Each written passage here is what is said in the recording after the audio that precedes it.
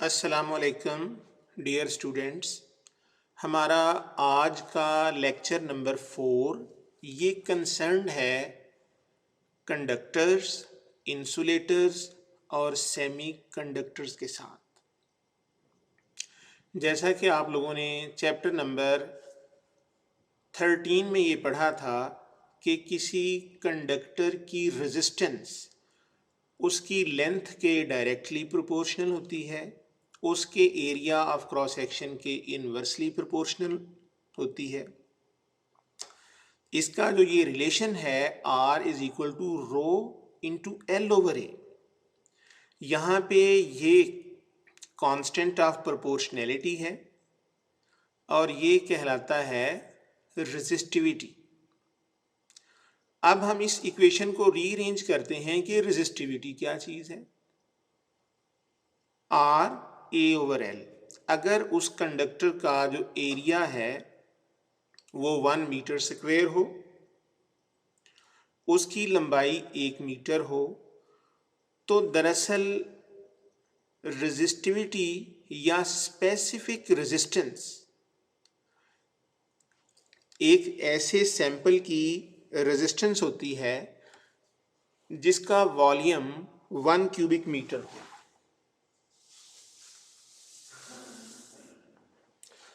जिसका volume 1 cubic meter हो, the resistance offered by 1 cubic meter of a substance is known as its resistivity or its specific resistance, and its unit are ohm into meter. Now, the reciprocal of resistivity is known as conductivity, और हम यहाँ पर conductors, insulators और semi conductors को इसकी conductivity range के लिहाज से डिफाइन करेंगे, और कंडक्टिविटी का यूनिट है per ohm per metre. Now first of all we come to the conductors.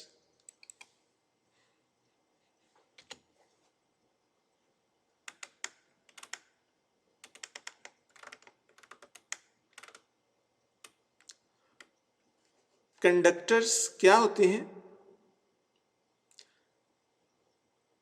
They can easily conduct electricity having conductivity of the order of 10 raised to the power 7 per ohm per meter.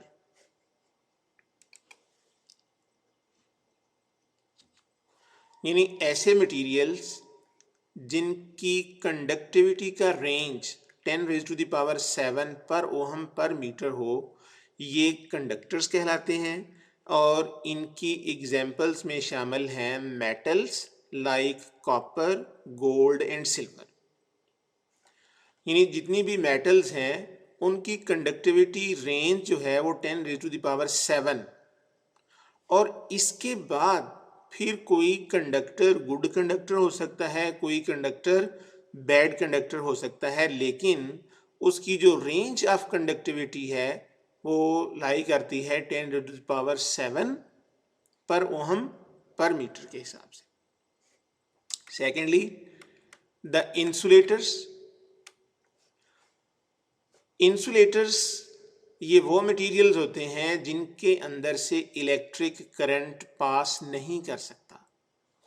These materials have very low conductivity of ranging between 10 raised to the power minus 20 to 10 raised to the power minus 10 per ohm per meter. For example, wood, plastic, glass and mica. ये वो चीज़ें हैं जिनके अंदर से electric current pass नहीं कर सकता। मिसाल के तौर पर लकड़ी, प्लास्टिक, शीशा, माइका वगैरह वगैरह। तो ये जो तमाम इंसुलेटर्स हैं इनमें कंडक्टिविटी का जो रेंज है it lies between 10 raise to the power minus 20 to 10 raise to the power minus 10 per ohm per metre. ये बात याद रखिएगा। यानी बाद औक़ात ये वाला क्वेश्चन पेपर में एज अ शॉर्ट क्वेश्चन आ सकता है और यही वाला क्वेश्चन एज अ MCQ भी आ सकता है कि what is the range of conductivity for insulators. Number 3 पे आ जाता है semiconductors. These materials have intermediate conductivity of the range from 10 raised to the power minus 6 to 10 raised to the power minus 4 per ohm per meter. Their conductivity changes with the changes in temperature. यानी जो semiconductors होते हैं इनकी conductivity temperature के change होने से change होती है। इनका कंडक्टर्स के मुकाबले में थोड़ा सा मामला डिफरेंट है। मिसाल के तौर पर जब हम कंडक्टर्स का टेम्परेचर बढ़ाते हैं तो उनकी कंडक्टिविटी कम होती है, रेजिस्टिविटी बढ़ जाती है। लेकिन सेमीकंडक्टर इस लिहाज से थोड़ा सा उल्ट बिहेवियर शो करते हैं कि अगर हम सेमीकंडक्टर्स का टेम्परेचर बढ़ाएं तो इनकी कंडक्टिविटी बढ़ती है, यानी रेंज ऑफ कंडक्टिविटी इंक्रीजेस। तो इसकी मिसालों में शामिल हैं germanium and silicon. For example germanium and silicon. In order to explain the electrical behavior of the semiconductor material, we use energy band theory based on the wave mechanical model instead of free electron theory based on the Bohr's model of electrons distribution in an atom. यानी semiconductor का electrical behaviour discuss करने के लिए, electrical behaviour को explain करने के लिए हम वेव मैकेनिकल मॉडल इस्तेमाल करते हैं, बजाय इसके कि हम फ्री इलेक्ट्रॉन थ्योरी जिसकी बुनियाद Bohr model of electron distributions पर है। यानी बोहर का जो मॉडल है वो इलेक्ट्रॉन्स की एटम के अंदर डिस्ट्रीब्यूशन बयान करता है, which can not explain many electrical phenomena successfully.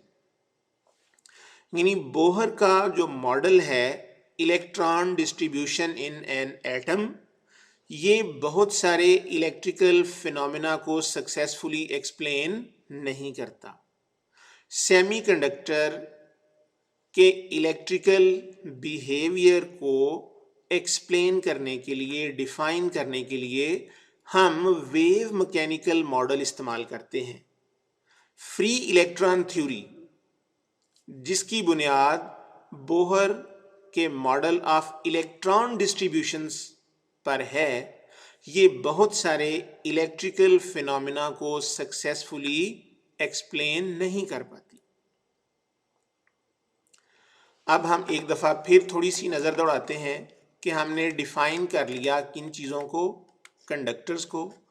वो चीज़ें कंडक्टर्स कहलाती हैं जिनमें कंडक्टिविटी का range 10 raise to the power 7 per ohm per metre हो। वो चीज़ें इंसुलेटर्स कहलाती हैं जिनमें कंडक्टिविटी का range 10 raise to the power -20 to 10 raise to the power -10 per ohm per metre हो। And example wood, plastic, glass, mica, ये वो चीज़ें हैं जिनमें से इलेक्ट्रिक करंट नहीं गुजर सकता। सेमीकंडक्टर्स, यानी ये समझ लें कि इनको सेमीकंडक्टर इसलिए कहते हैं कि ये इंसुलेटर्स और कंडक्टर्स के दरमियान में लाई करते हैं। यानी ये इलेक्ट्रिसिटी को कंडक्ट भी करते हैं, लेकिन टेम्परेचर के चेंज होने पर इनकी कंडक्टिविटी चेंज होती चली जाती है और इनका बिहेवियर कंडक्टर्स के मुकाबले में थोड़ा सा डिफरेंट है। मिसाल के तौर पर कंडक्टर्स की जो कंडक्टिविटी है वो टेम्परेचर बढ़ने से कम होती है, लेकिन सेमीकंडक्टर्स की कंडक्टिविटी टेम्परेचर के इंक्रीज करने से राइज कर जाती है। Their conductivity changes in temperature, और इसकी एग्जाम्पल्स में सरे फहरिस्त है germanium and silicon. In order to explain the electrical behavior of the semiconductor material, we use energy band theory based on the wave mechanical model। यानी semiconductor का electrical behaviour explain करने के लिए हम एनर्जी बैंड थ्योरी इस्तेमाल करते हैं, जो कि वेव मैकेनिकल मॉडल पर बेस करती है, बजाय इसके कि हम Bohr model of electron distribution in an atom इस्तेमाल करें, जो कि बहुत सारे इलेक्ट्रिकल फिनोमेना को सक्सेसफुली एक्सप्लेन नहीं कर सकता। And next we come to know कि what are energy bands in solids. Solids के अंदर एनर्जी बैंड्स क्या चीजें हैं? मैं ये पैरा पढ़ने से पहले थोड़ा सा आपके साथ इसको उर्दू में डिस्कस करूंगा कि एक एटम के अंदर इलेक्ट्रॉन अलग अलग ऑर्बिट्स के अंदर रिवॉल्व कर रहे होते हैं, और हर इलेक्ट्रॉन का एक अपना इंडिपेंडेंट ऑर्बिट होता है, उसका अपना इंडिपेंडेंट एनर्जी लेवल होता है। लेकिन जब कोई एटम किसी सॉलिड क्रिस्टल का हिस्सा बनने के लिए अपने करीबी एन एटम्स के साथ जुड़ जाता है, जिस तरह हम एक दीवार को देखें तो एक ईंट एक खास नंबर ऑफ ब्रिक्स के साथ जुड़ी हुई होती है और वही पैटर्न बार बार दोहराया जाता है। बिल्कुल इसी तरह किसी एटम के अंदर हर इलेक्ट्रॉन का एक अपना इंडिपेंडेंट ऑर्बिट और इंडिपेंडेंट एनर्जी लेवल होता है। लेकिन जब वही एटम क्रिस्टल स्ट्रक्चर का हिस्सा बनने के लिए एन एटम्स के साथ जुड़ जाता है, तो उसका वो एक ऑर्बिट, उसका वो एक एनर्जी लेवल एन लेवल्स में बढ़ जाता है, और वो तमाम एनर्जी लेवल्स एक दूसरे से अलहदा लेकिन एक दूसरे के इंतहाई करीब होते हैं। तो लिहाजा उन एनर्जी लेवल्स के ग्रुप को एनर्जी बैंड कहते हैं। Electrons of an isolated atom are bound to the nucleus and can only have distinct energy levels। यानी एक आइसोलेटेड एटम के तमाम तर इलेक्ट्रॉन उसके न्यूक्लियस के साथ बंधे हुए होते हैं। इसका मतलब ये है कि तमाम इलेक्ट्रॉन अपने अलहदा ऑर्बिट्स में रिवॉल्व कर रहे होते हैं और हर इलेक्ट्रॉन का अपना लेवल और अपना ऑर्बिट होता है। However, when a large number of atoms, say n, are brought close to one another to form a solid crystal, यानी किसी क्रिस्टल के बनने के लिए दरअसल n एटम्स आपस में जुड़ जाते हैं। Each energy level of the isolated atom splits into n sublevels, these called states, under the action of the force exerted by other atoms in the solid. These permissible energy states are discrete but so closely spaced that they appear to form a continuous energy band। अब आप ये देख सकते हैं कि जब हम insulators की बात करेंगे तो एक तरफ कंडक्शन बैंड, दरमियान में एक फॉरबिडन एनर्जी गैप है और उसके नीचे वैलेंस बैंड है। सेमीकंडक्टर्स को अगर गौर से देखें तो इनके दरमियान गैप बहुत कम है। इलेक्ट्रॉन बड़ी आसानी से वैलेंस बैंड से जंप करके कंडक्शन बैंड में जा सकते हैं। और उससे आगे देखें तो कंडक्टर्स हैं। कंडक्टर में वैलेंस बैंड और कंडक्शन बैंड ये दोनों आपस में जुड़े हुए होते हैं। तो वैलेंस बैंड के इलेक्ट्रॉन बड़ी आसानी से जंप करके कंडक्शन बैंड में जा सकते हैं और कंडक्टिविटी को इंश्योर करते हैं। इसी तरह की एक दूसरी डायग्राम है कि मेटल्स के अंदर जो कि गुड कंडक्टर्स हैं, ये दोनों बैंड जुड़े हुए होते हैं।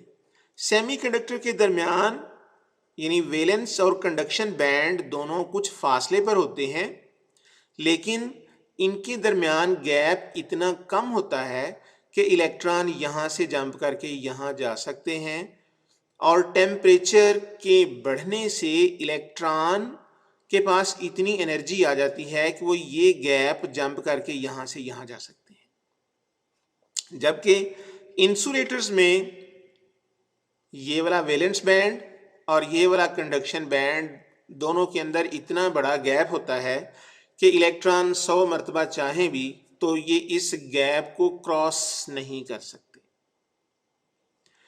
इससे नेक्स्ट लेक्चर में हम वैलेंस बैंड, कंडक्शन बैंड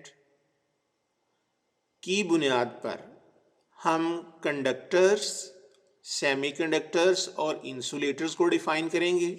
यहाँ सिर्फ और सिर्फ ये डिस्कस करना रिक्वायर्ड था कि हम कंडक्टर्स, इंसुलेटर्स और सेमीकंडक्टर को एक तो उनके कंडक्टिविटी लेवल के बिहाफ पर डिफाइन कर सकते हैं और दूसरा energy band theory. Valence band, conduction band और फॉरबिडन बैंड, इनको हम इससे नेक्स्ट लेक्चर में डिस्कस करेंगे। आप ये बात याद रखें कि मटेरियल 3 तरह के होंगे: इंसुलेटर्स, सेमीकंडक्टर्स और कंडक्टर्स। कंडक्टर में वैलेंस बैंड और कंडक्शन बैंड ये दोनों जुड़े हुए हैं। इलेक्ट्रॉन बड़ी आसानी से जंप करके वैलेंस बैंड से कंडक्शन बैंड में जा सकते हैं, सो दे आर गुड कंडक्टर। और इनका जो लेवल ऑफ कंडक्टिविटी है इसकी रेंज 10⁻⁷ पर ओहम पर मीटर है।